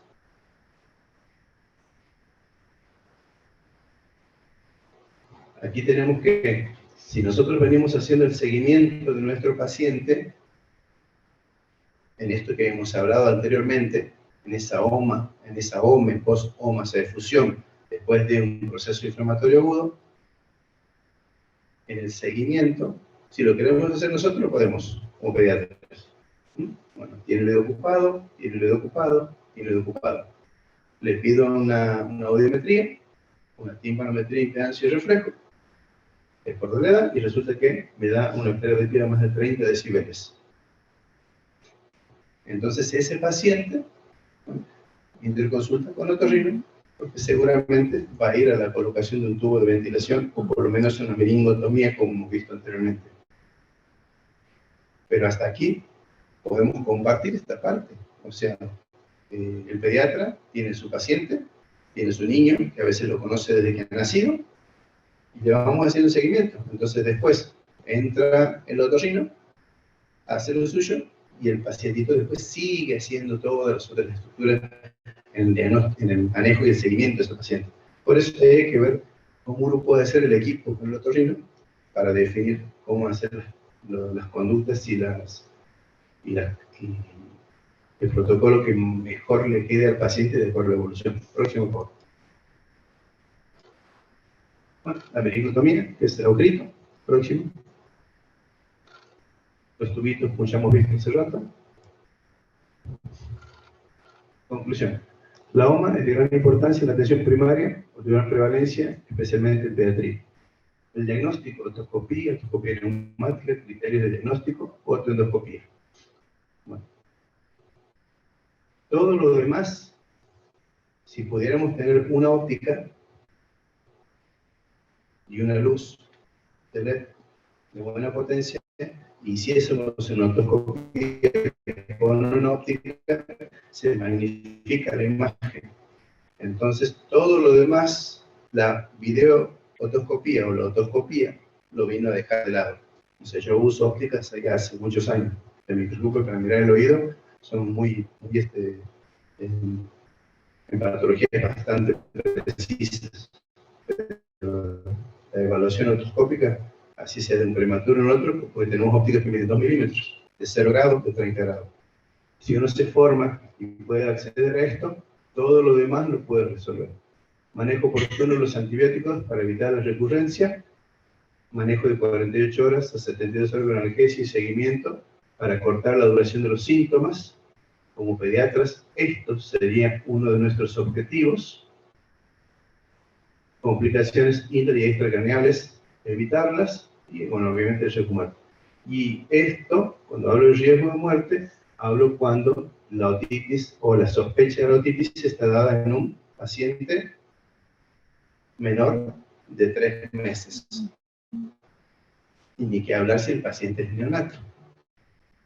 Eso es igual a una sepsis hasta que se demuestre lo contrario. Bien. Próximo, por favor. Gracias por su atención. Y aquí quedan las referencias de algunos de los trabajos que fueron vistos. Bien, doctor. El asunto es que son las 3:05 y se había programado 3. No sé qué demora tiene para... No, el otro es igual de largo porque era completo. Bien. Así que bueno, entonces en otra oportunidad se puede volver a hablar con gusto, como siempre. Sí. Ha sido un placer. Bien. No sé si hay alguna última pregunta. Sí, vamos a abrir el espacio para